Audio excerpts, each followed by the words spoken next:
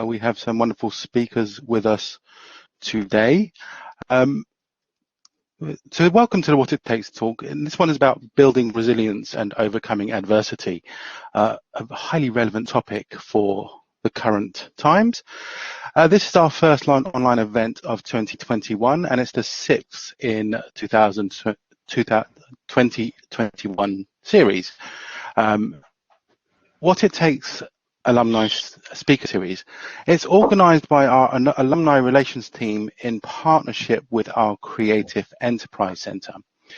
My name is Justin Haroon, and I am a Senior Lecturer and Director and co-founder of the Centre for Resilience, which is housed at the University of Westminster. I've worked in higher education as a therapist for about 20 years, and in higher education for about 21 years. My work increasingly has focused around helping people and organizations with well-being and resilience through one-to-one work and consultancy work and assessment and strategies. And we take a strong focus on developing practical approaches that are evidence-based and evidence-informed. I've recently just written a chapter in a forthcoming book, Compassion in Higher Education, from Golden Thread to Global Impact, where I explore the ways in which compassion can be embedded into the curriculum to help boost resilience. So some housekeeping, this talk is being recorded and it will be available on the Alumni YouTube channel very soon. We will send a link to the channel with some useful resources from me and the other speakers in a follow-up email after the event. Your cameras and microphones are automatically turned off, but the live chat is on. So if you've got any issues, please use the live chat, or if you've got any questions for any of the panel or myself, please use the live chat and it will be curated and passed on to us. So we're going to collate questions you have throughout the talk via the group chat, and I'll put these to the panel after the main discussion. And now, if there are any technical issues, I had some technical issues this morning whilst teaching. Please bear with us. Any connection is, please bear with us. Hopefully the technical gremlins have gone. Hopefully that's okay. So in the panel discussion, we're going to cover two main topics. So the first one, we're going to be exploring the panel's lived experience, because that's a really important factor around resilience, hearing the stories of resilience. So we're going to be exploring their lived experience of building resilience and overcoming adversity. And then we're going to tap into their wonderful wisdom of living the experience and inviting them to share practical skills, tips and advice, because I think that's really helpful that you have something that you can take away from this. I was going to say take home, but you're probably already at home. We will share some other useful resources before the Q&A. We've got some useful resources for you. And I'm just going to introduce the panel now. So firstly, we have Sarah Bennett-Nash. Hello, Sarah. Sarah is the founder and CEO of the Enterprise Vault. And Sarah graduated in Law, Common Progression Exam and Grad Diploma in 2003. So, hello, Sarah. Next we have William Frank, founder of Xylo Worldwide, and William studied his BSc in Business Computing, graduating in 2006. Hi, William. Finally, we have Kate Fismer, who is the director and founder of Revolution Resilience. Kate graduated in a BSc in Health Sciences Naturopathy in 2013. And we're going to start by just doing a quick kind of brief overview of our panel's careers and journeys from studying at Westminster to now. So over to you guys. I wonder if perhaps we go in the order I started in. So maybe you could start, Sarah, a brief overview of your career journey from Westminster to now. Thanks so much, Justin. I have to say I'm really humbled to be with everybody tonight, and with a professor in resilience is just an incredible experience. So thank you very much for the invite. I'm really looking forward to the conversation this evening. I sort of think back to my days at Westminster, and if I could wind forward and think about where I am today, I just wouldn't actually quite believe it, to be honest. So from my perspective, I I left Westminster University. I moved to the States, and with the view of actually using what I'd learnt at Westminster in law, and actually didn't quite transpire that way. And I ended up taking a role in banking and have never looked back really in terms of my career. My corporate career. So I'm an MD in a FTSE 100 company, but I also, my passion is really, the company that I run, which is the Enterprise Vault. And it's because of that experience of working in corporate, I've brought some of that into the Enterprise Vault. And we very much focus on resilience. But I'm honoured to be here tonight to talk to you about that, because I think, there's some really interesting things happening in industry at the moment, which is really impacting big corporations and the people that work within them, both positive and negative. So I'm looking forward to sharing some of that with you this evening, Justin. Great. Yeah, looking forward to having conversations about that. We work in industry too, and we're seeing the same things. William, I wonder if you could give us a brief whirlwind tour of your journey from Westminster to where you are now. Yeah, so my journey into running a creative and production agency was very, very random. So I studied business studies and computing at University of Westminster. I love art. I love design. I can draw. I can paint. I'm very much a creative person. But my family didn't want me to do anything non-academic. They wanted me to either do accounting or business or economics. It's very much that was the line that my parents wanted me to go down. So I did business studies and computing. But on the side, basically, one of my friends who was running events at his university, he knew that I was into art and design, and he asked me if I could do a flyer for one of his nights. Did it. And then off the back of that, someone else got in contact with me saying, "Oh, I like what you've done. Can you do a flyer for me?" And then off the back of that, someone else got in contact. And while I was doing business studies, I was basically a graphic designer on the side. And then I left university and realized that I could probably do this as a career. So I started the limited company in 2005. And then gone from 15 years, going from a one-man team, 15 years later, literally doing creative strategies, campaigns, art direction, branding, and I've worked with some amazing clients. I've worked with O2, England Rugby, the BBC, MTV, Apple Spritz, Mindshare, the Big Lottery Fund. And yeah, for the last 15, 16 years, it's been a roller coaster ride, and I think it's the same thing. I feel the same as what Sarah said. If you told me at university this is what my life was going to be like, I wouldn't have believed it. But here I am today. I love that. It's a leaflet. A leaflet started it all. A poster. Fantastic. That's wonderful. Kate, I wonder if you could tell us a little bit about your journey from Westminster to where you are now.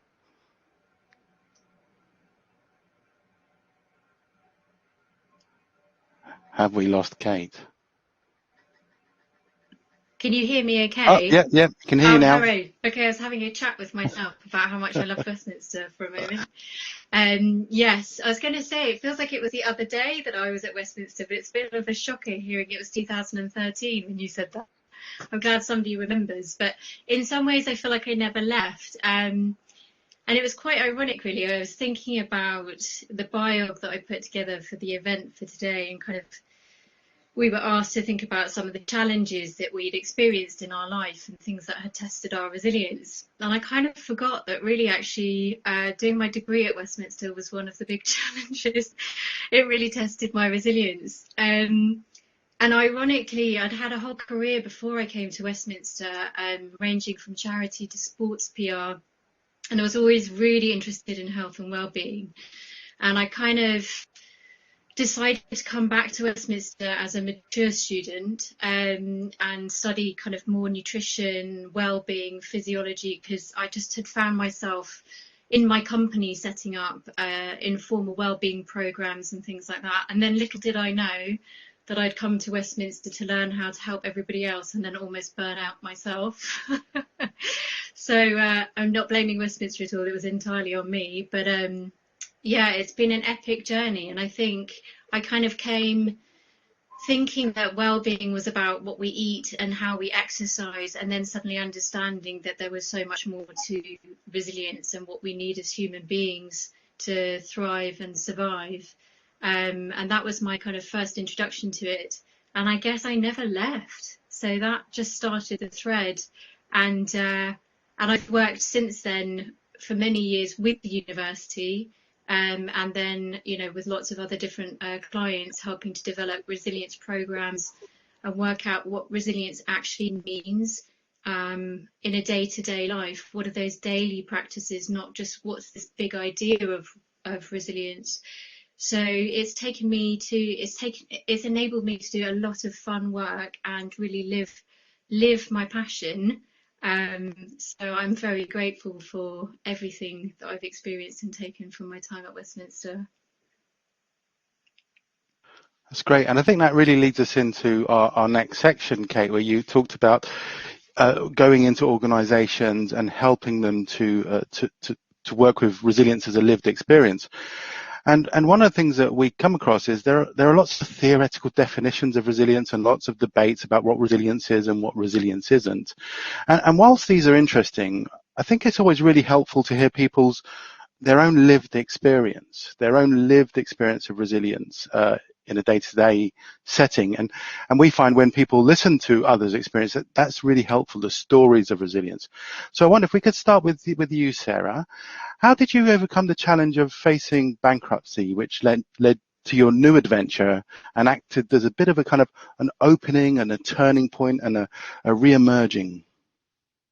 Yeah, absolutely. This was a huge turning point in my life in a number of different ways. I was out here sort of eight months pregnant after an IVF journey, which was incredibly, I mean, talk about resilience. I hadn't realized actually until I looked back at that journey in itself requires like a very different deployment of mindset, I would say.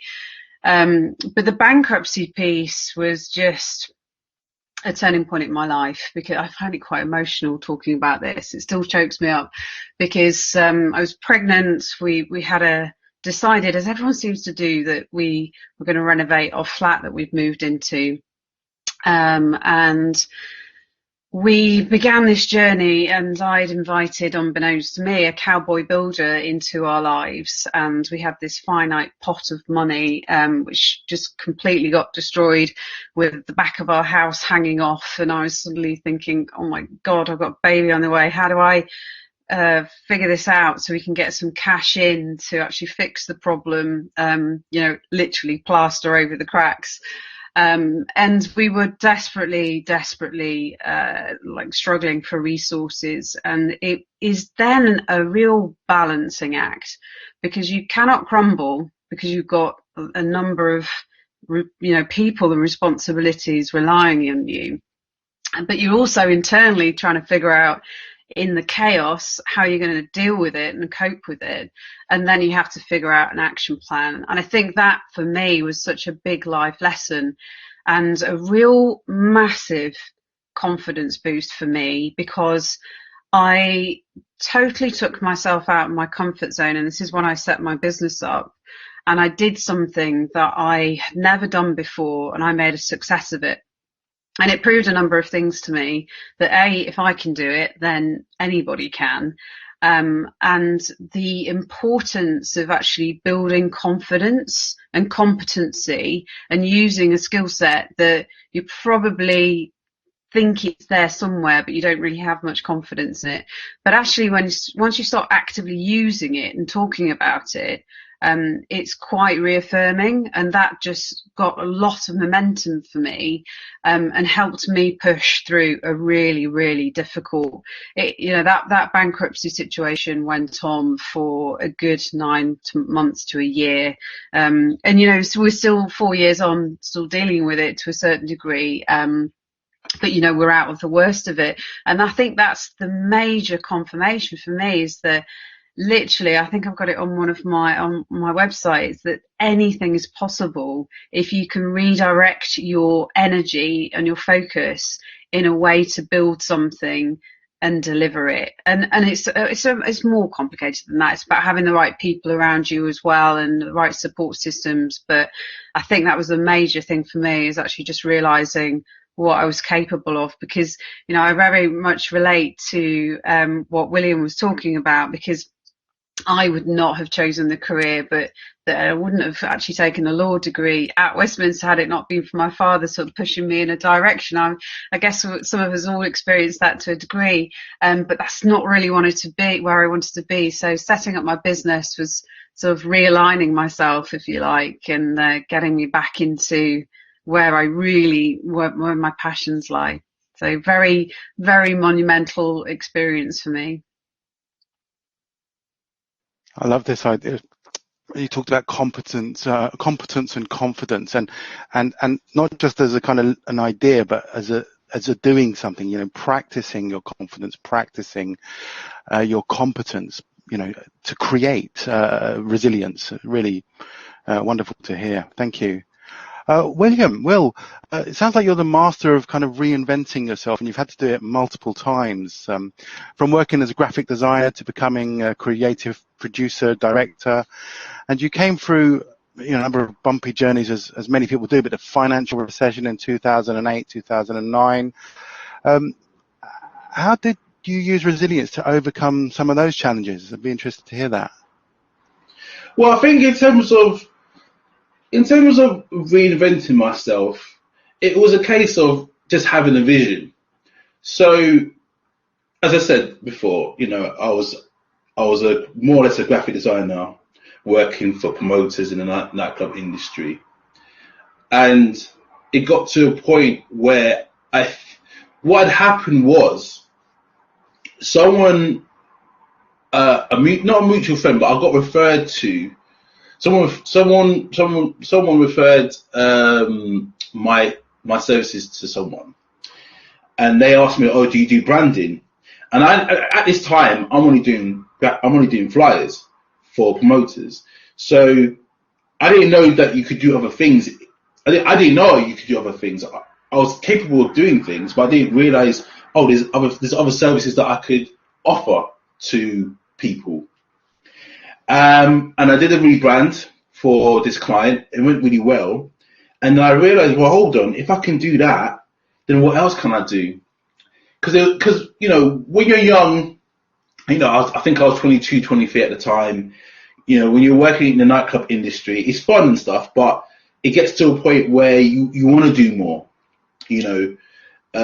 So I had a vision more or less, like being like, well, if I can actually do branding, that means I can do logos. I can do this. I can do that. Why don't I put myself out there? And that was the case. And it's almost like the vision has to be there, but also I wanted to kind of learn how to do particular things. So obviously, naturally I'm creative, but I wanted to learn how to do branding properly. The whole kind of creative process. I was willing to kind of learn new things. So, and that's what I've been able to do over and over again. Once I got an idea I can do something else, or I'd like to do something else, it was a case of having a vision, doing some research, and basically going out there and effectively having a go and trying something else, trying like a new service. And if it worked, then obviously do the service more. And that was the case of really just moving away from being a graphic designer, then to running an agency, still doing mainly design, then becoming like a creative producer. So not only am I delivering the creative output, but I've got a say in how it should be done.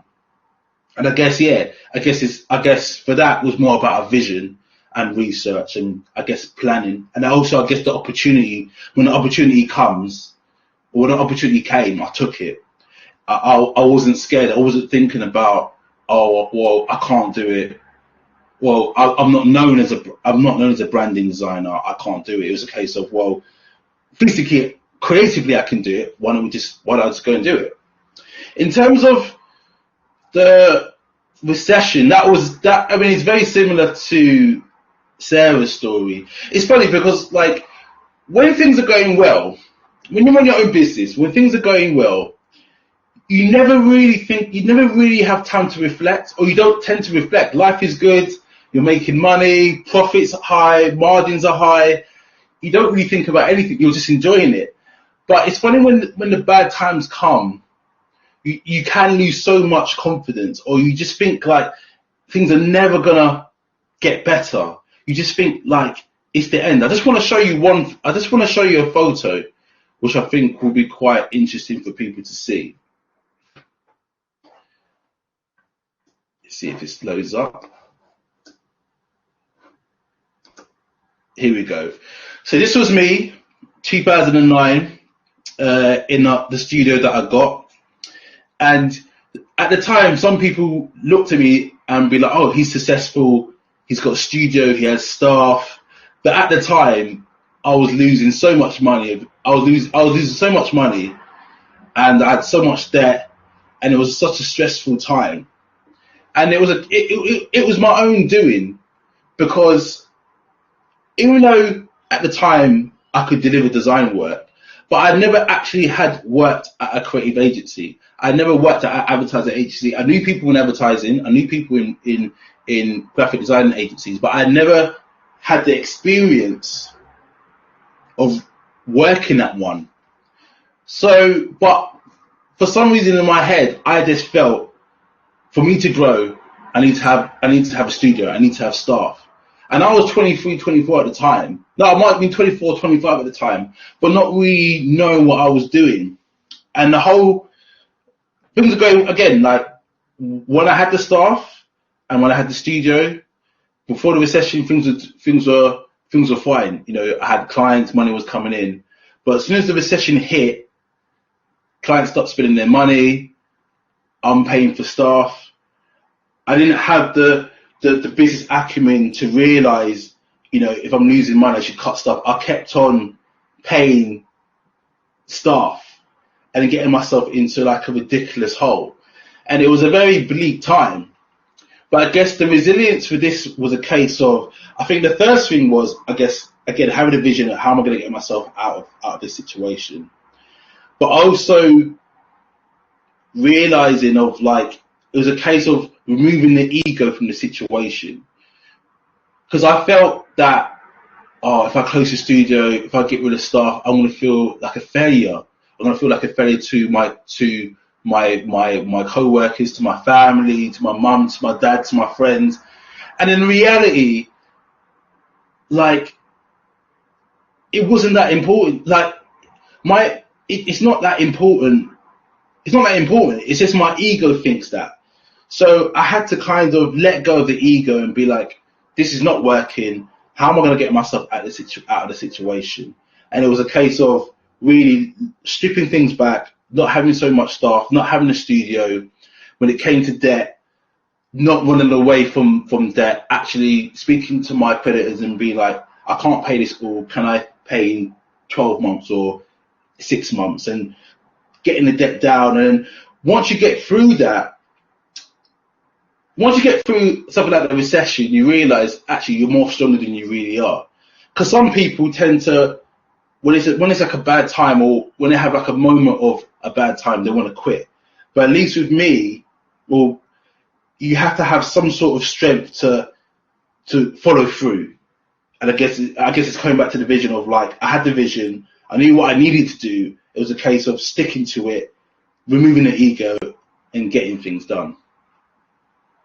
Oh, very interesting. It sounds like lots of kind of growth mindset in there, and also adaptability and flexibility. I'm hearing from you both.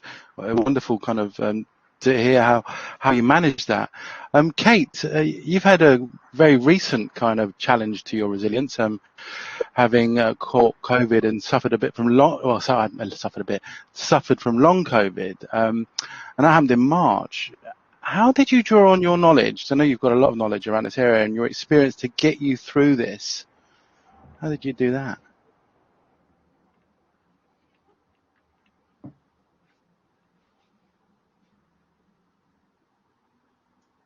Oh, we can't hear you, Kate. Sorry. It was really interesting because even after everything that I've learned over all the years, it took me a while to actually accept the fact that that I was ill, and I didn't realise. So I didn't kind of present with the classic COVID symptoms straight away. I kind of presented with some slightly different symptoms. So I first of all really thought it was in my head, and I've noticed that that maybe resonates with some of the stories that my fellow speakers have shared, that you kind of avoid it a little bit, and avoiding it doesn't really help. You kind of need to face it. So it took me about 2 or 3 weeks to really admit that I actually realised I was seriously ill, and then I had a phone call with my doctor where she said, if you get any more ill, you're going to have to go to hospital. And it really scared me because I'm a single parent, and obviously a business owner and everything, and I kind of thought, actually, in this moment, if I end up having to go to hospital, who's going to really physically be there to look after my daughter? And she's only 10, and I just thought, that's, this is not good. And it was one of those moments where I suddenly kind of woke up and realised that I was really ill. If the doctor's saying to you, you're going to have to go to hospital, you are genuinely ill. It's not just in your head. And I kind of thought that maybe it would take me a week, and then I thought maybe it would take me 2 weeks, and every time I felt a bit better, I would go for a run, and I would try and do all these different things, and it just didn't work. And I think I really resonate with what William was saying, is that what I had to learn was just to let go, and I just had to let go as much as possible, and that was the biggest teaching, I think, for me. So I really literally just focused on the nutrition side of things. I focused on being realistic with what I could do on a day-to-day basis. I massively draw on something that I learned when I was at university in my final year, which is called self-compassion. So it builds a bit on what Sarah was saying about self-confidence, but also, knowing that, and the ego piece, knowing that you're not a failure if you have to recognize that you have limits and vulnerabilities, and one thing going wrong isn't all of you. There is a lot more to you, and I think also really being able to learn to ask for help. And I think that's one of the things that, in the many years that I've worked in the resilience field and the many people that I've worked with, I've noticed how often we love helping people. It makes us feel fantastic. We feel honoured to be asked to help somebody, and yet we find it very difficult to either accept help or ask for help ourselves. So I had to learn again, as I've had to many times, to ask for help and to allow people to help me. I couldn't walk, and I couldn't go and get my prescription from the doctors, and I genuinely just had to really learn to let people help me as much as possible. And in that, and this is a gift that's come back to me a few times, is you realise that when you let somebody help you, you're also giving them a gift. That they're getting that pleasure, they're getting that feeling from being able to support, to be able to give, to feel trusted and valued and honoured. And actually, that was kind of amazing. And I think the final bit is just really learning to listen to the limit. And that's a lesson I have to keep learning again and again and again, that it's okay for there to be a limit, and actually that's probably quite healthy. It doesn't mean that there can't be weeks where you nuke it and you go for it, but you've got to learn that sometimes there are limits, and that's okay. So I think that that's been the biggest learning of COVID for me is like my body had told me really clearly time and again, this is the limit, this is the limit. But I have to say now, I feel really well.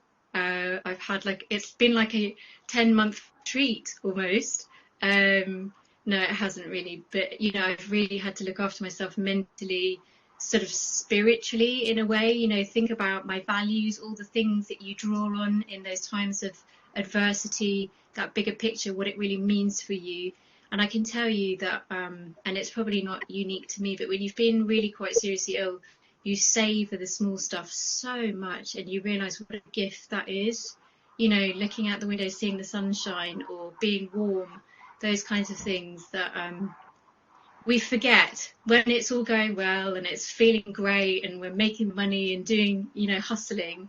We kind of forget that small stuff that really just makes the magic, really. So yeah, that's my kind of long COVID story, but I'm happy to be out of the other side of it. Feel very blessed, actually. Thank you. Really appreciate the focusing on some of the small things. I think we hear that over and over again when people talk about, appreciating the small things. I know we've done some work recently in the NHS, especially especially in the first rush of patients. We were working with NHS frontline staff and helping them to reset quickly because they're back into the wards, and we did it via helping them to do a kind of a gratitude exercise whilst washing their hands. So it's just noticing the water, noticing that they have warm water, noticing the soap, noticing the feeling, and it just helped to reset their physiology. It went down incredibly well, and it didn't solve the problem, but it just allowed their physiology to just shift gear slightly. Sarah and Will, have you shown any kind of had experience of being in the pandemic and how that's impacted you guys and how you've managed that with your resilience? Do you go first? Maybe I'll go. Yeah, I mean, look, it's funny because even though I built resilience in the recession, what we've been through the pandemic is something that is still undescribable. And it's definitely affected me as a person, as an individual, also as a father, because my daughter was born 2 days before lockdown. It also affected me as a business person. It also affected me as a creative. My whole life and my whole career is being social. People have said to me, clients have said to me, I'm a classic extrovert. And I guess I am, because I love meeting people from all walks of life. I love going to networking events. I love client brunches. I love boozy dinners. I am like a true social person. So for going from, and when you do that as a career and as a person, all your life, my whole life is just being social. So when you go from that to being indoors every day for months on end with no idea of how this is going to end, it's very, very difficult. It's very difficult. Okay, fortunately, because of the work that I did previously, financially, I didn't get affected too badly. I was quite busy in 2020. And even now, I'm still quite busy. So thank God, I've constantly had work throughout the pandemic. But I've still been affected mentally because I can't see people. I can't get inspired. I can't go on a holiday. The things that, the normal things that I guess we don't think about, or the things that we take for granted, we can't do. And for me, I guess I get a lot of my creativity from just going out and just seeing people and just kind of people watching, and I couldn't do that. So it was very, very difficult. And even just, yeah. But it's funny that even though the pandemic has affected my creativity, I've had to learn to be creative in the pandemic. And it actually helped me because I had to, it allowed me to sit back and again, lose the ego. Okay, I can't go anywhere. We can't do anything for a while. What can I do now? What creative things can I do now that will keep me moving? So one of the things was, I guess, I did a lot of DIY in the house. I did loads of cooking. You know, I find cooking creative and therapeutic, and that's something that I could do at home. I listened to a lot of music. I did all the things that I love doing, but I didn't realize that you could be creative with. So that's definitely helped me in the pandemic. But also, I guess what's also helped me is, again, sitting back and reflecting. Since the recession, I've always been reflecting on what I can improve in myself, how I can improve as a business. I've been doing that constantly. So it's got me in a different headspace. So this time round, it was a case of, okay, this is what's going on. What can I do? What can I do now that will get me to the future? I know there's going to be a future. What can I do now that will get me through this? And I guess that's helped as well. I'd like to hear what Sarah says. Yeah. Sarah. Oh, well, I'm going to take you for lunch because we sound like we've got a lot in common because I love boozy dinners. I'm very, very social myself, and my husband and I, we're like completely polar opposites. So he's in heaven because he doesn't have to see anybody, and I'm like, oh God, I love you three, but I need to see some other people. It's a very interesting experience, and actually psychologically can have a wildly different impact on people. And I've seen that dynamic play out just in my own household. But I think, you know, the pandemic definitely has had, like you will, a very, you know, I've looked at it in very different levels as to how it's had an impact on me. I had a baby, she's now just over 1, so a bit sooner. And, you know, in so many ways, I'm actually very grateful, all the awfulness aside, I'm actually very grateful to have been able to continue to work in this environment. And I know there are a lot of people out there that have got very different struggles, but I've actually spent a lot more time with my family, and actually because of my corporate career I wouldn't actually see much of them at all in the week, but I've actually been able to spend lots of time with them and do all that really important stuff, like, you know, putting your kids to bed on an evening and stuff like that.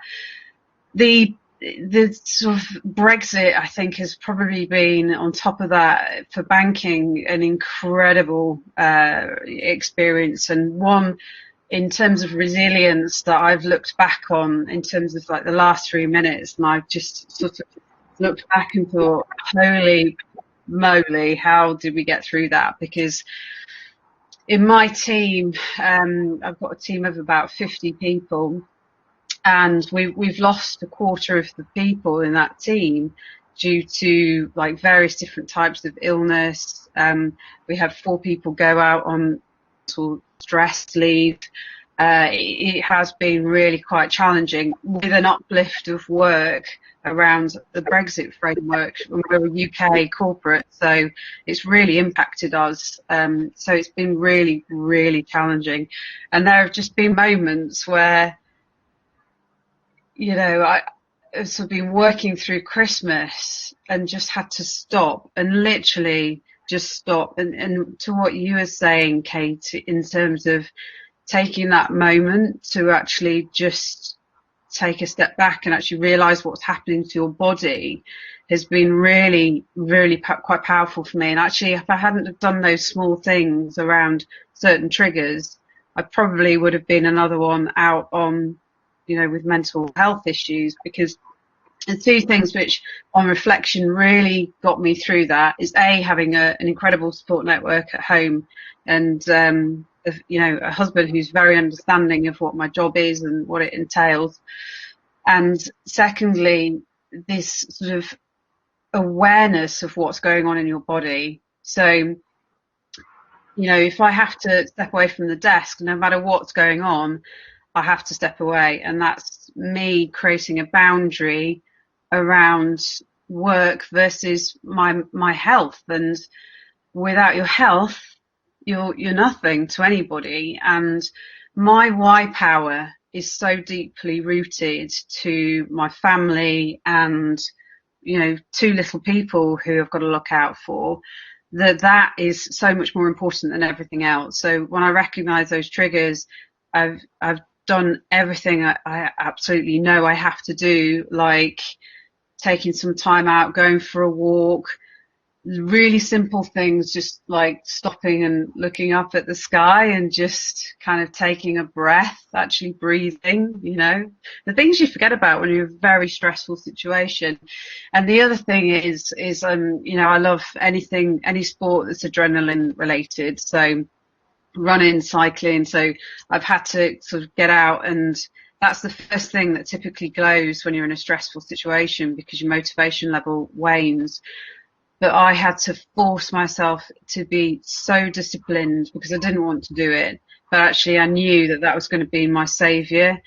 And it has been, because it gets all of that really good energy back into your body, the endorphins running around, and actually smiling, because that in itself is a really important thing that we all forget to do when we're all stressed out. And you can get so sucked into the work that you lose sight of actually what's really important.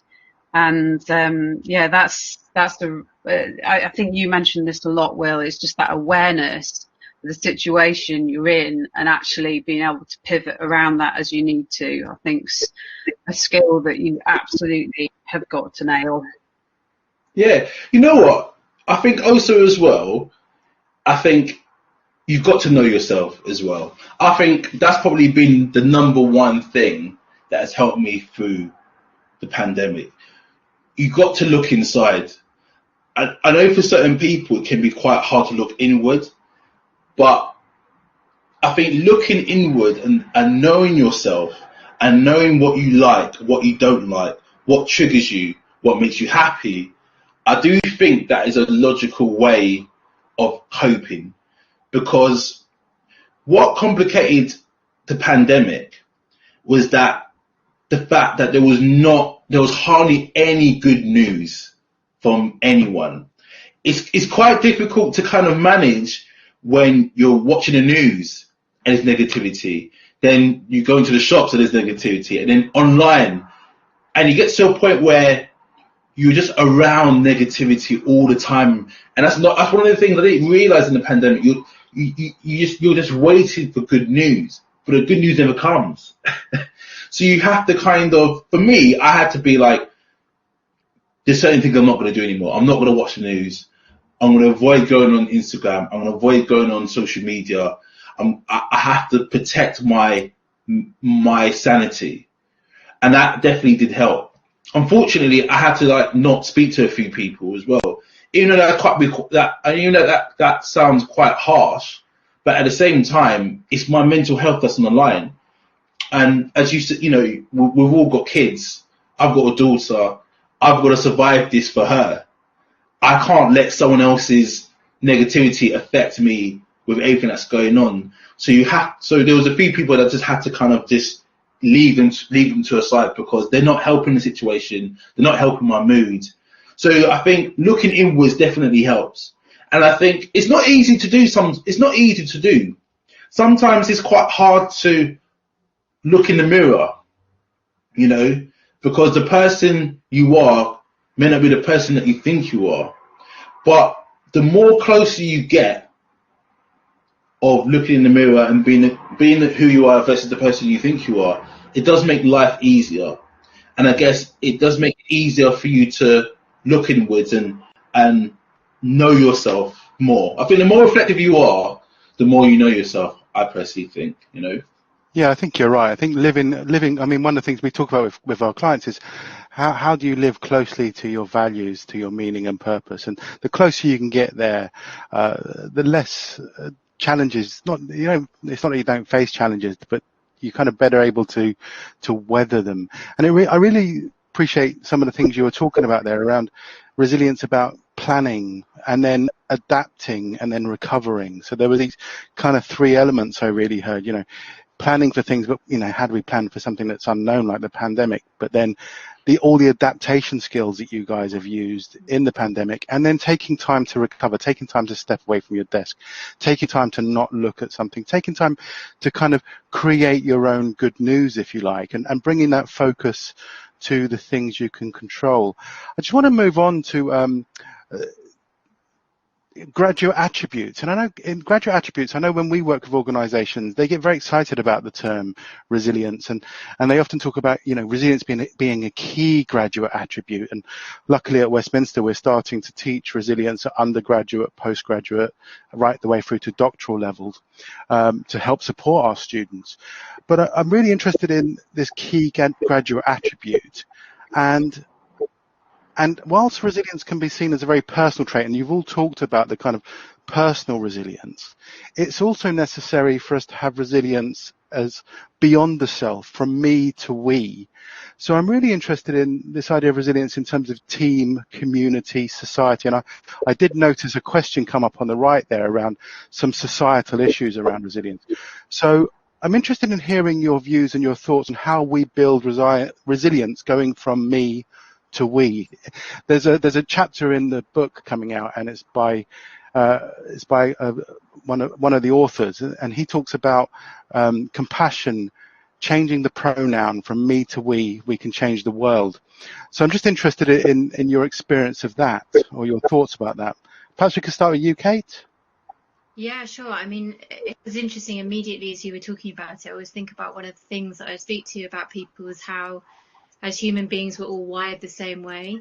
So we're all very different people, but we all experience the same emotions, whether that's happiness or sadness. And we all have the same stress response. We all, have the same flight-fight response. And I think, massively touching back to both what Will and Sarah were saying, first of all, if we can teach kind of a reflective culture, I think sharing the stories, the narratives is so important. Obviously things like psychological safety, I think, amongst teams. So modelling from leadership, I think is super, super important, because it kind of gives permission. But I also think just recognising that, we do have a stress response. We will get triggered by things, normalising that kind of stuff, teaching those skills to people to learn how to regulate themselves. I think that's super important. But on a societal level, that's a massive question. I feel like that could be a kind of 3-hour TED talk plus, and we need like so many different people. But I'd love to hear what other people say first, so I can learn. Yeah. Oh, I agree with all of that, Kate, in terms of what you've highlighted. I think that shift from me to we is a very different way of looking at the world, but yet we're all sort of wired in a very similar way, or the same way, but the output of how we look at the world is very, very different. And I think that just looking at corporate for a second, we struggle with the me to we.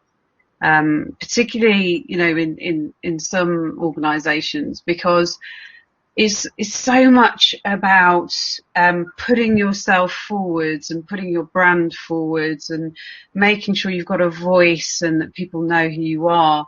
And actually, we stop to do the simple stuff, like pause and actually listen to people.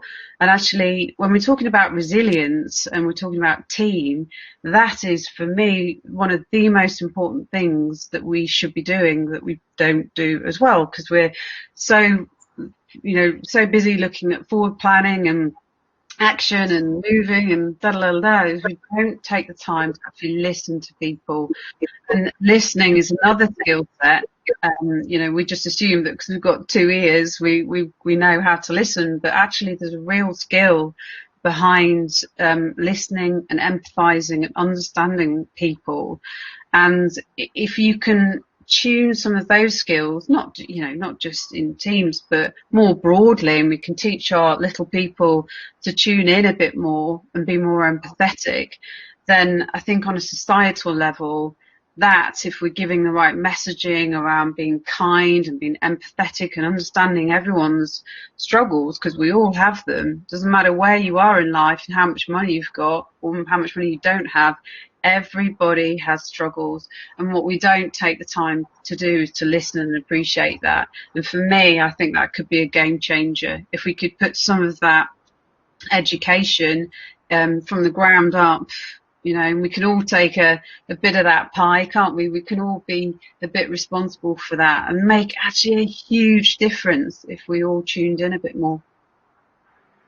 Yeah, I agree. I mean, I never heard of group resilience until this panel talk. I guess the thing is, it's quite complex, because I think as a group we can do resilience, but societal resilience is probably even more complex, because I do kind of feel that it varies from industry. So I guess for you, Sarah, like in the corporate industry, you know, the team mentality is, I don't know, I can imagine it being quite, it depends what, I don't know if you work in banking or insurance, but I can imagine it being quite cutthroat. You know, it's all about me. But I think it's also complex in terms of geographically. When I lived in Manchester for 10 years, it was more of a group collective. We live in Manchester, let's help each other. But in London, it's more competitive. So there's less time for teamwork. It's all about, look, I'm in London now, I need to be a success, you know. There's more pressures to come into it. So I guess it's harder to get that kind of group resilience. But then at the same time, in the pandemic, I have relied on a few people, my close friends and family, to help each other to get through this, you know. And you're right, it is about listening, and it is about reaching out. It is also about opening up. But I guess it is quite a complex issue, because as well, not a lot of people like to open up. I feel that, especially when you get to my age, so I'm 37, and I do find that a lot of people my age, it gets harder and harder and harder for them to open up, because I think they feel that opening up is being vulnerable, which I disagree. But maybe it's a generational thing. Maybe it is a case of teaching the younger generation resilience and opening up and looking inwards. I think you're right. I think this could be a TED talk, a 3-hour TED talk, because it's quite layered, you know. It's quite layered. Okay. It's not just. I don't think it's a straightforward answer, you know. I think one of the best examples I ever came across, I'm kind of thinking on a societal level more now, and I think it's one of the things that I always I feel like when I'm going and working with clients and organisations, it's like I'm supposed to come in with answers. And I've worked with lots of people, I've heard lots of stories, but in all honesty, I've never met anybody that's not resilient. When they take a moment to think about what they've experienced in life and how they've come through it. And I think that's the same with groups and societies and organisations. I wonder whether it's something that we need to fix, or if it's about asking the questions from the communities and from the groups of like, what do you need? Like, what is it that would help, rather than like thinking that I have an answer for you, or I have an answer for this person or this community or this group. That might be a bit kind of wishful thinking, but my genuine experience, and there was an amazing randomized controlled trial done with lots of the different boroughs in London about well-being, and they all understood that they had different needs, and when they were given the money to independently as a borough do something to support their well-being, they knew where to invest it and what to do. And so every community will be different, and I guess maybe it's understanding that they know what they need, and if we could support that, perhaps that could be some of the solutions or the answers. Sorry to cut you there, Justin. I think as well, Kate, I think what makes it harder as well is, and maybe it's something that we need to start educating, is that I don't think, I mentioned this before, when things are going good, we don't reflect. We live, when things are good, we live so much in the now. But then when things are bad, that's when we start thinking about everything. Maybe it might be a case of teaching resilience or building your resilience in the good times, because it's too late. If you're dealing with someone who's never really had resilience and never really thought about reflecting and building strength in the good times, by the time it's the bad times, it's too late. So maybe it might be a case of, when this pandemic is all over, it might be about putting these plans in place as the world continues and things get better again. You know, because I think one of the reasons why I've been more resilient in this pandemic is because, as I said before, I reflect in the good times. I started really reflecting my life and really be appreciative of the things I have, and also accepting certain facts, just being honest with myself and honest with the situation that I'm in. So when the pandemic came, I think I was in a stronger position mental wise, you know. But if you don't think about these things in the good times, then I just kind of feel like when the bad times come, it's harder for you to have resilience or build resilience, you know. But I may be wrong. It reminds me of that. There's a book called The Man Who Planted Trees, and one of the things that comes from that is that they ask him, when's the best time to plant a tree, and he says 30 or 40 years ago, and the next best time is today. So there's something really about looking forward, and as humans, I think often we are quite short term. Even if we're talking a 5-year plan, that's short term. 4-year election cycles, 5-year election cycles, whereas some of the actions for systemic societal resilience are generational, you know, 2-3 generations down the line. But yeah, great to hear your thoughts on that. I wanted to end with a final question to you, and I want you to kind of imagine back when you were graduating at Westminster and you're walking across the stage, and you're about to collect your certificate, your diploma, and imagine that you met yourself at your graduation and had a glass of wine, so we can socialize again, and you're having your glass of wine and your boozy dinner.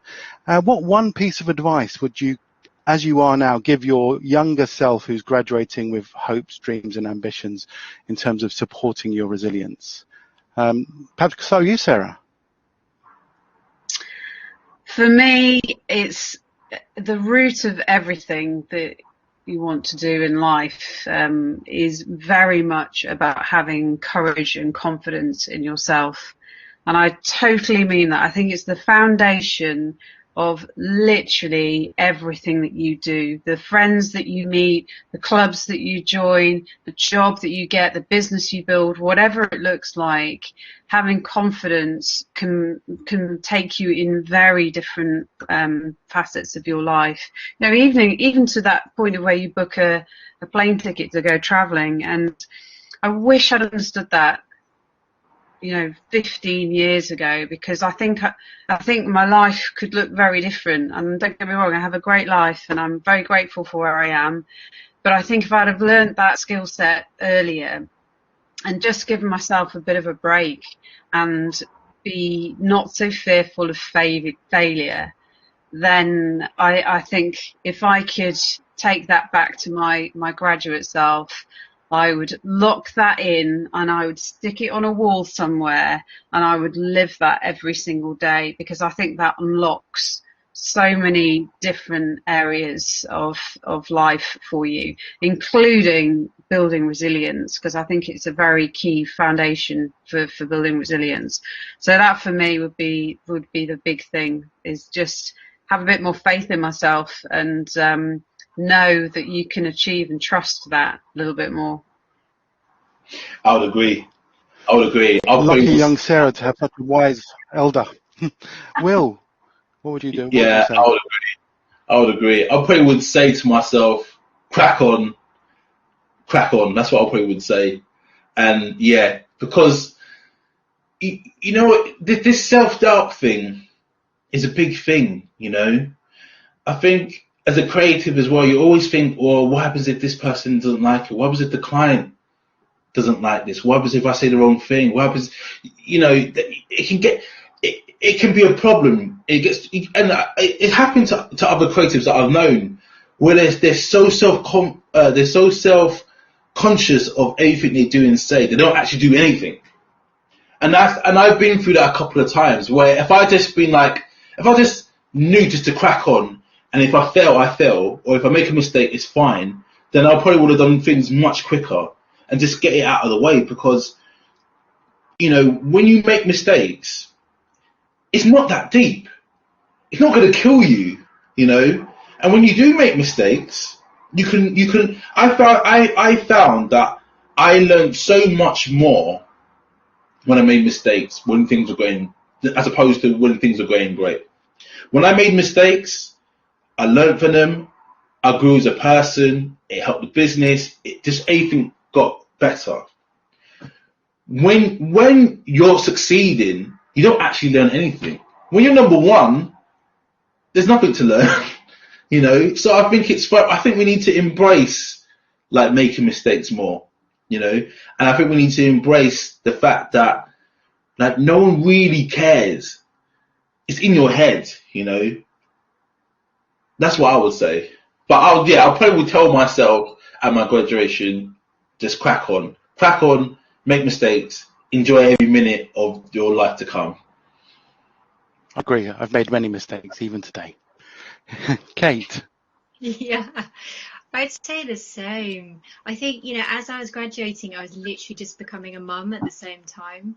And I think it's one of the biggest wake up calls as well, because you can like William and Sarah have been saying, you can kind of, with the whole ego thing, and you can tell yourself these stories and you can kind of let yourself get away with stuff. And I think that's when I really called myself out, because I thought, okay, I've driven myself to the point of, nearly burning out. I've kind of criticized myself for thinking, why can't I do all of this? Why can't I, work, do a degree, have a young baby, travel up to London, write my dissertation, get it published? Why can't I do all of this kind of really and hold it all together? I think I suddenly thought two things, and that was the kind of self-compassion piece, which, like I said, kind of adds on to the self-confidence bit. What would you say to your friend? If I was sitting with my friend and she was going, God, I'm such a failure because I can't parent and stay up all night with the baby and write my dissertation and work and support my family and not feel kind of burnt out by that. I'd be like, mate, what are you talking about?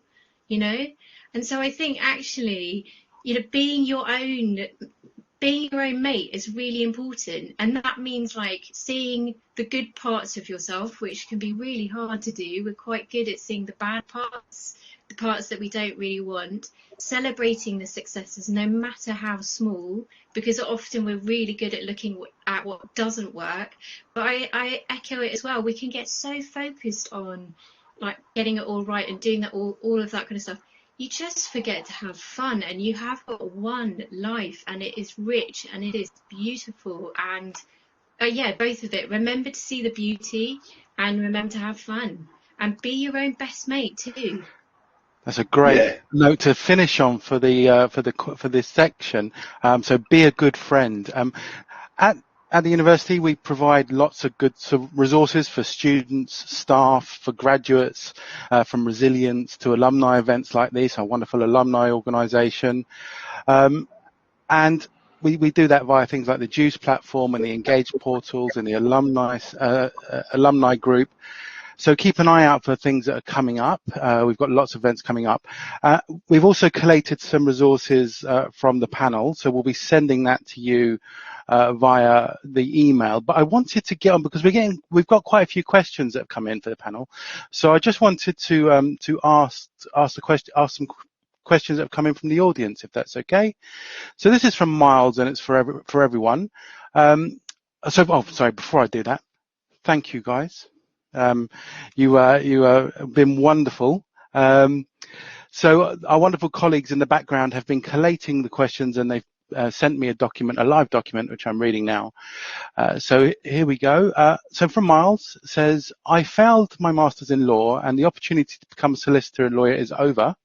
I've been working in security since 2008. My main reason for going to university was to find a stable, well-paid job. Any advice for Miles? What would you suggest to Miles? What should he do now? So firstly, I wouldn't agree that you failed. I think there's many different opportunities to get into that field. If that's something that excites you and something that you really want to do, find a different way of doing it. I totally empathise with the fact that, you don't always necessarily have the money to go back and requalify, or you don't have quite that sort of level at the moment. There's always a different way to find yourself back into a field which is where you really want to be. And that might be in a slightly backwards way, doing it in a slightly different way. However, it will get you a foot in the door, and then all of the rest of the things will start to come together. It's how I ended up actually in a compliance role, because I did law, and after the blood, sweat and the tears of going through doing my CPE, I decided after doing an internship that I wasn't cut out to be a lawyer, actually. And actually, so my best friend describes it as, the lawyer drives the Bentley and the compliance officer drives the Ferrari, and I'm definitely a Ferrari girl. So that's where I ended up, and never looked back. So there's definitely different ways that you can engage in something that you're really excited about. Just don't give up. Don't accept that first hurdle as failure. Yeah. Push through, because this is what athletes do. They push through to that next level, and then they get there and they push and they keep going and going. And that's how you create success and resilience, to just keep pushing through to that next level. And if I can help, then drop me a line afterwards. I can definitely connect you to a few people if I understand a bit more around what aspects of law you're looking at exploring, and we can see how a network can take you there. So drop me a line afterwards. Thanks, Sarah. Brilliant. I've got next question for Will. So this is for everyone. I'm going to direct it to Will, so try and get through all of these questions. What advice would you give someone who wants to start their own business but they have limited funds? So this is from Mizuma. Would you say go for it, whatever you have, or would you say wait and start when you're more stable? So limited funds, what would you suggest?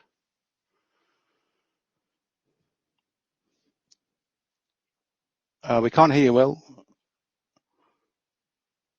What career was it, did she say? Just wants to start their own business, but they have limited funds, and they're kind of like, do I go for it? Do I wait? What? No, absolutely not. No, just start. Just start now. It doesn't matter. Like, there's so much things you can do now with limited funds. When I started my business, I only knew the only way I could make money or get funds was either asking friends and family, going to a bank. They're the only, or actually just charging for services. I didn't know any other avenues, but there's so many other avenues now. There's you've got government funding, you've got sponsorships. There's so many different ways where you can raise funds now. You've got crowdfunding now.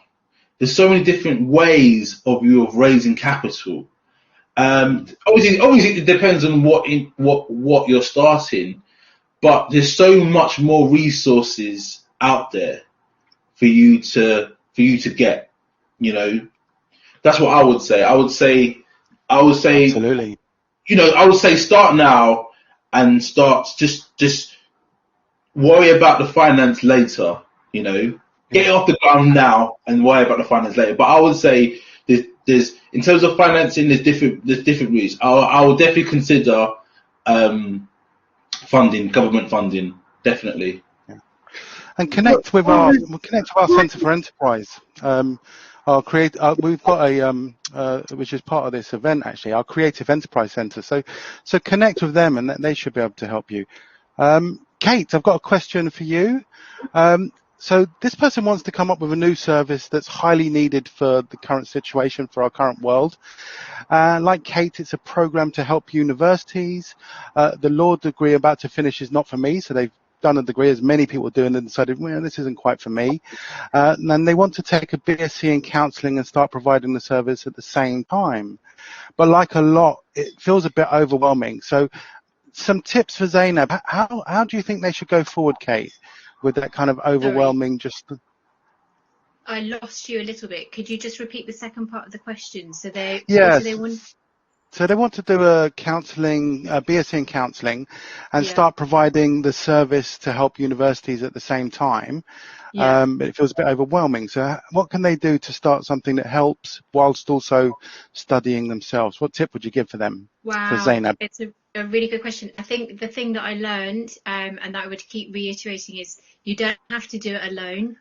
So I think what I learned at university is like network, like find communities, find people that share your passions, because, you know, I think that as soon as you start working with people that get the same energy from the things that you care about, you're kind of combining your energy, you've got that kind of support. So I know that there are people who will be caring about the same things that she is, and that would love, I'm sure, to collaborate. And that would be like a great place, I think. And obviously, like you said, going back to the University of Westminster, you've got Justin here, who's from the Centre for Resilience. It's amazing. I've worked with the Centre for many years as well. So I think there are amazing people there to speak to get support from, people to collaborate with. But I'd say first and foremost, remember with any kind of thing, which I keep having to learn the hard way, is, you know, you have to put your resilience and well-being at the heart of everything that you do as well. So for me, what I always remind myself of is, like, what if my resilience is about more than just me? So when we think about all of the people, our work, our communities that are impacted by our resilience, taking care of ourselves becomes about more than just us. So I'd say go on your journey. It's amazing. I'm excited for you, because doing what you love is incredible. And remember to keep yourself in the middle of that well-being circle too. Great, thank you. Sarah, I have a question for Maya, who talks a little bit about this kind of constant need to be resilient. You know, this kind of resilience has a negative side to it as well, where people think they just have to keep going at all costs. And what would you recommend to someone, not necessarily Maya, but she raised it, about someone who's constantly having to be resilient? You know, it becomes a bit of a whip to beat yourself with. What would you recommend? Yeah, I think this is sometimes the lens of which you look at something through. I think of resilience a bit like the more positive stuff you put in there, the better it is, and the higher the interest that you get back and the better you feel. The more negative that you sort of look at, and all of that can then be a bit of a drain. So maybe just try and alter the language in which you're talking to yourself about resilience, because I appreciate that, you know, particularly right now in the pandemic, we all feel this pressure to just keep going and going and going. But actually just focusing on the things that you're doing well and the things that you are succeeding at, and just changing that perspective a little bit can actually really help you a lot in terms of shifting the mindset around that. So I think that would be my sort of big sort of piece of feedback around that, is to really just have a think about it, because there is a lot of pressure, and if you put too much pressure on yourself, you'll end up, as Kate says, in burnout, and that's terrible. We don't need burnout. We do a lot of work with the NHS to help mitigate against burnout, and it's a big problem in the NHS and in businesses. Will, I got a question for you from Ramin. Ramin was interested that you kind of changed your career pathway, and they're interested in, you know, and you've talked a little bit about reflection. Will, when were you aware that actually, you know, you should go down this different pathway? You shouldn't go down the one that you were necessarily on, this kind of more creative pathway. When did you realize that? I think the first time was when I worked for a client and it was actually with another agent. Well, it was with an agency for a client, and they just asked me to do the print design. But the actual design, the strategy, the branding was already done, and I didn't think it was right for the business. But I did what was asked. I didn't really get paid that well, and then somehow I still got blamed for the overall output of the kind of campaign. And that's when I was like, I don't want to do this. Why am I getting blamed for something that wasn't even? I didn't do the branding. All I did was, I'm the last man in. I'm just doing the print design, but I'm getting blamed because this campaign didn't work. That's when I realized, no, I can't be at the bottom of the chain. Like, I want to be the person who's leading clients to be like, you should do this, X, Y, Z, and we'll help you go and do it. So that decision was probably maybe a couple of years in designing, and then, it took about a year for me to transition from graphic designer to more of a creative designer, to someone that could do art design and direction, branding and website design, and do it as a package. So it took a couple of years, and then I guess it moved again recently, where I started moving into motion graphics and doing music videos. And again, I did some work where I was just a director, but the staffing, everything was already planned, and all I had to do was turn up and shoot. But the actual shoot was a nightmare. And again, it was the same kind of situation. Like, I want to have more control of what's being done. Even though I'm a creative person, I am very much a control freak as well. Like, I do plan meticulously. I like to know what's going on, who's doing this in a particular way. I do like spreadsheets. It's quite weird. I've got a bit of it's almost like I've got a brain for creativity, but I've got a brain for spreadsheets. So it was a case of, no, I want to actually produce campaigns. I actually want to plan. I want to do the pre-production. I want to be doing the hiring. I want to make the decisions on where we shoot and how we shoot on what day, as opposed to walking into a shoot and it's disorganized and no one knows what's going on and getting blamed for it. So that's the reason why I made those transitions. I've done those transitions about 4 or 5 times, but they were the first 2 that came up to my head, really. It was a case of having more control and having more say, basically. That's part of the reason why I wanted to basically reinvent myself. Great. Thanks, Will.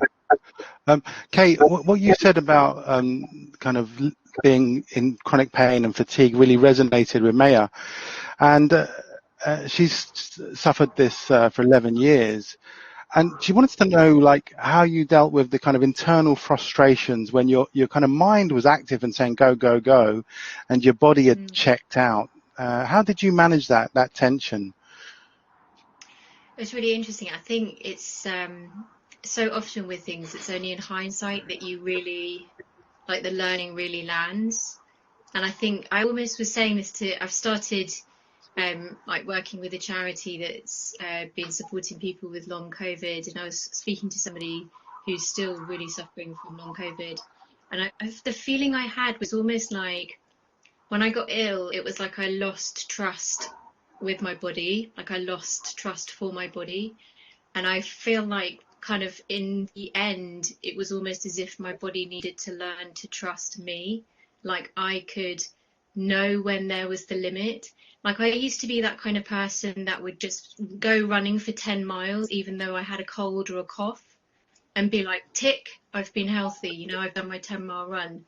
But my body probably really didn't want me to do that. In fact, I was wearing a heart monitor, and it showed that was like really not good for me.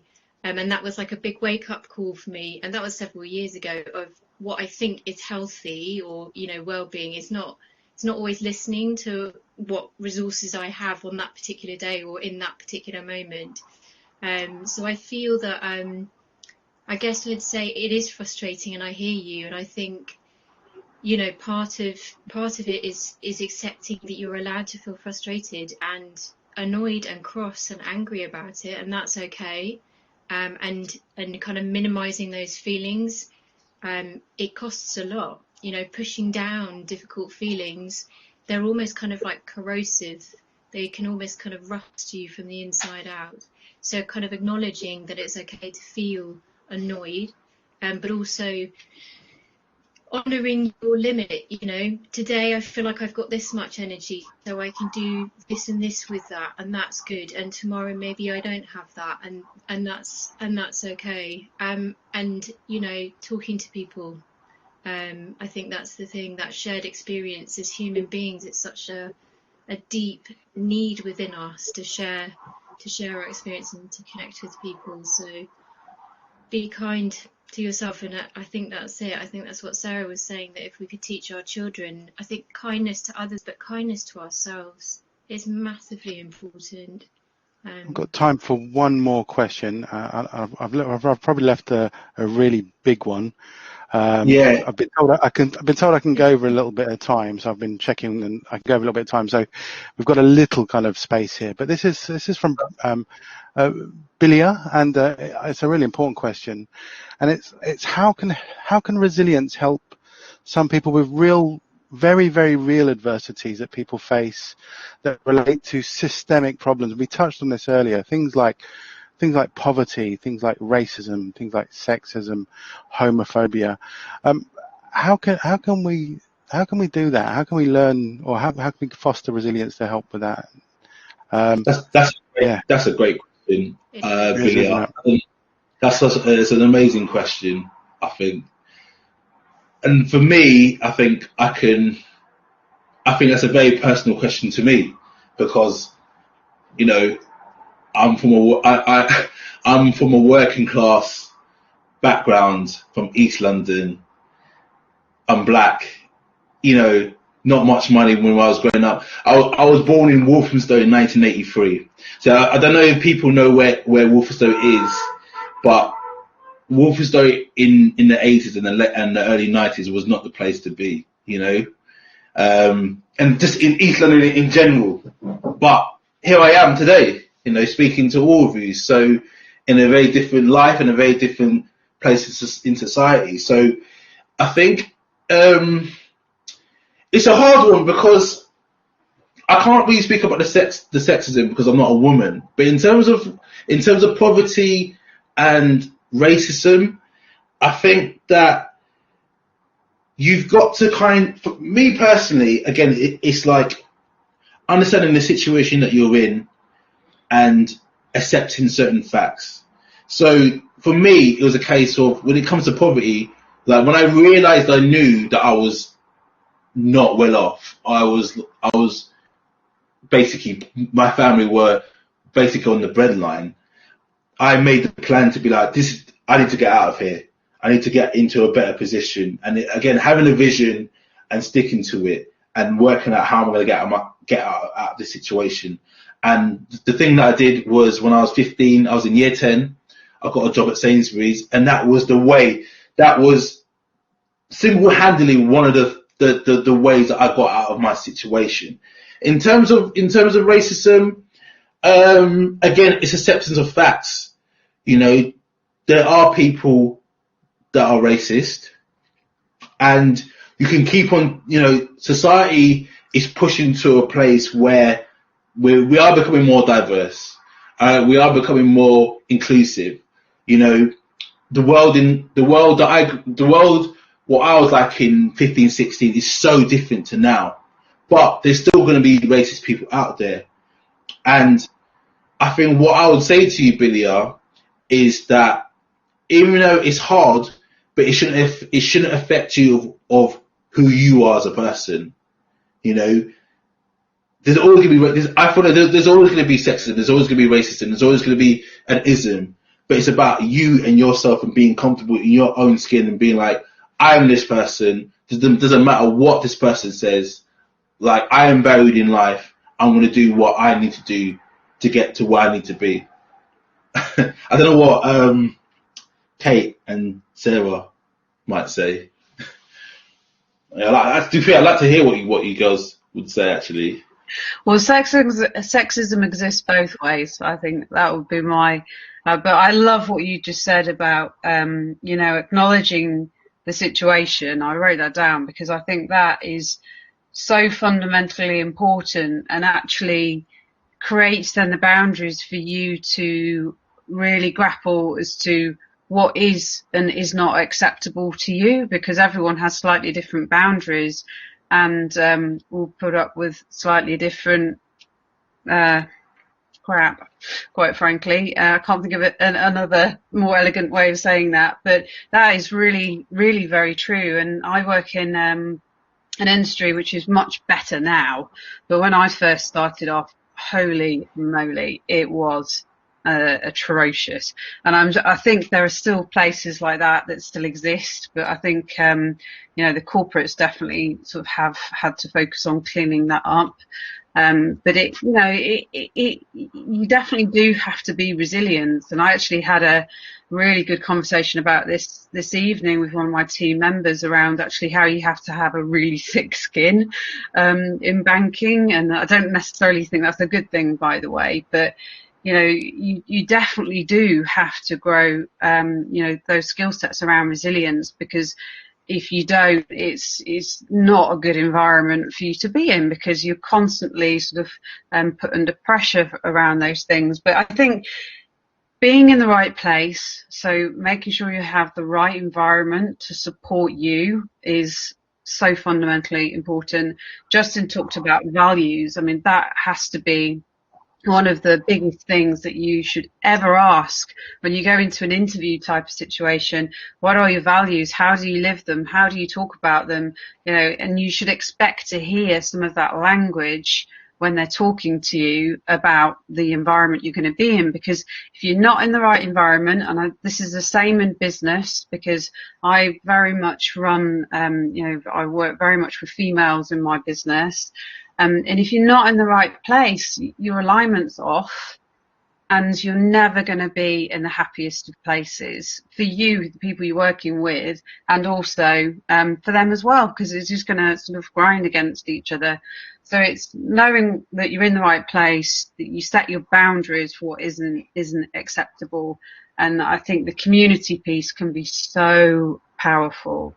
If you're in the right place and you've got the right people around you, I think that really speaks volumes in terms of helping everybody build the resilience to get through tough times.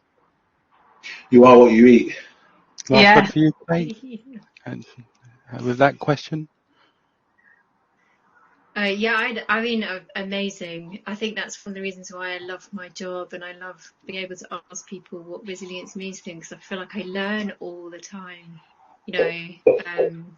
and that's what I feel like I've just done. I think both what you were sort of saying as well just reminded me of something that Brene Brown talks about, and she's done quite a lot of research on all sorts of topics like shame and resilience and all sorts of things, and wrapping words around the things that we find difficult, and I think when things get spoken and when words get wrapped around it, then it kind of it creates something different. But the other thing that I was really thinking about was who are your champions? And I know it doesn't mean that we're all lucky enough to have lots of champions, but I think there's people that have an influence on us, that see that thing in us, or they call, the marble jar people, your marble jar friends and your resilience heroes. And I think that's what helps potentially open up to what may be possible, and that's one of my resilience heroes is Archbishop Desmond Tutu, and I love him. And it's just because the adversity that he's faced is just incredible, and he has seen the darkness of humans and the beauty of humans.